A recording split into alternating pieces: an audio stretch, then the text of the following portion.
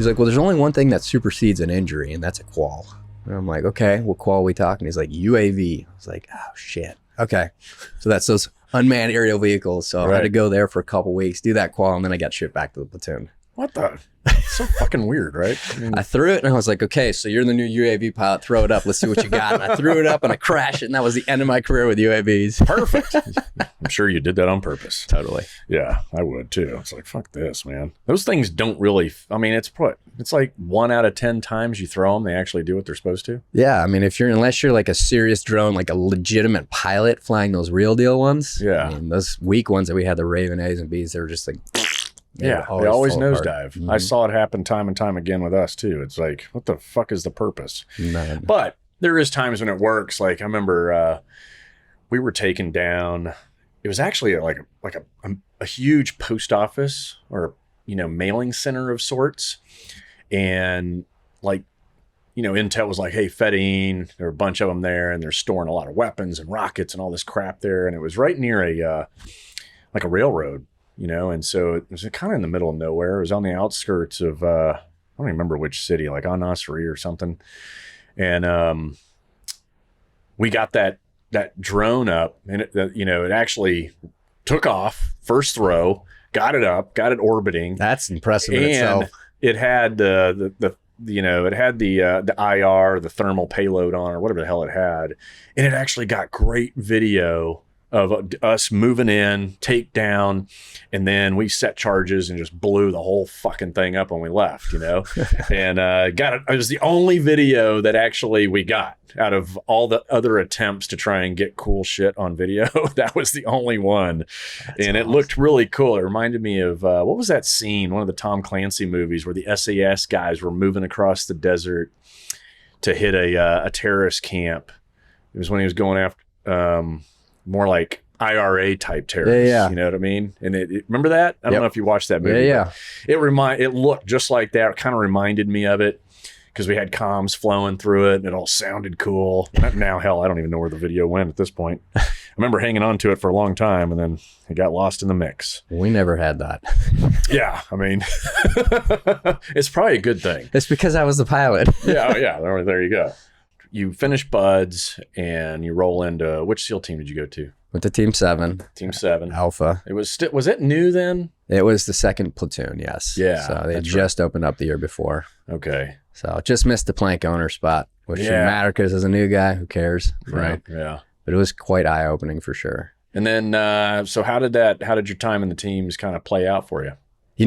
I was single in my career, 8 years, and I thought it was everything because I tried to get as many schools as I could. I mean, they kept offering, kept taking, and I had nothing taking me back or holding me back. So I just lived every minute to the fullest between schools and doing workups. And during that time, it was, the kickoff of the war. So a lot of our instructors hadn't seen war yet. And then they were all kind of like, fuck you, man, because you're getting ready to go and you haven't even served in the teams. And I've been here for 10 years and I'm stuck in instructor duty.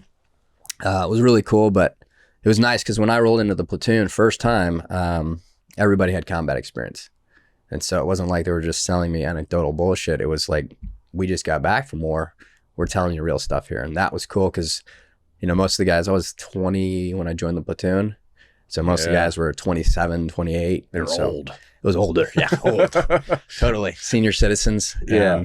But it was cool to hear that, have that leadership, that experience, and then go do it. And it's crazy, man. First deployment, you don't do much as a new guy. You're kind of in the back of the train, like, all right, squad control, just kind of being out there. And then I got fucked up. I got blown up. And so my first deployment was cut short. No shit. Okay, so let's go through that. You, was this an IED type deal or? Yeah, pressure plate IED. It was like a 155. EOD went and did some diagnostics on it afterwards, but blew the front end of our Hummer off. We were the fourth car in our convoy. So how the hell they didn't hit it before us? But we exploded and sent shrapnel through the cockpit. I was actually in the turret, so it shot me straight out of the turret into the sky. And that's how I got the nickname Birdman, because it went like 6,000 feet up, really. Some say 7. It was probably like blew up on top of the turret and then rolled off to the ground. But shrapnel burned 1st and 2nd degree, and I was the least of the injured. So it was... That's I kind So of your nuts, all the important stuff, okay? super important. It's good to go. It was good. It's so good. Yeah. Yeah, because that's what I think about all the time. They with don't guys. tell you that too when you're doing like a medical check on yourself. They don't tell you to touch your crotch first, but you do. It's like instantly like I'm gonna override that with my own. Yeah. And so that was cool. So let's break that down for those that don't know. Like when you say 155, what are we talking about there? It's like an anti-tank mine, right? It's a very, very big IED. And from what I understand, because I'm not an EOD, I'm not an explosive, like taking bombs apart expert, but what they say is that it went low order. And so it was packed incorrectly. So it had air bubbles or air pockets in it. So it only blew to a certain det weight. Yeah. Whereas opposed to what it could have done, it could have completely annihilated us. Yeah. But what it did, I mean, the Hummer took the brunt of it, right? So the front end was completely blown off. The doors, they were an inch and a half. We'd just gotten those up armored Hummers. So those steel doors, it blew my driver through his door, blew my VC, my chief through his door, and they got fucked up pretty bad. So it was gnarly. But I took the path of least resistance, 135 pounds, old Birdman. So yeah. Straight out. Yeah. Yeah. Damn. Well, glad you made it through that and you're here.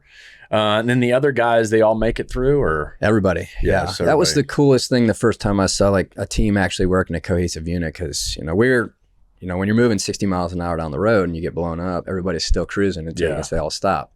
So we only had one vehicle that pulled up on us real quick in case you get ambushed. Right. So for that few minutes where you're trying to reorganize, you're wondering what's going to happen, getting yourself in a position, checking your buddies. And then everybody came back pretty quick. So it was like 22 minutes from the time that we were blown up to the time everybody was under the knife getting surgery. Damn. So yeah. pretty sweet. Because I did the initial push when there was nothing.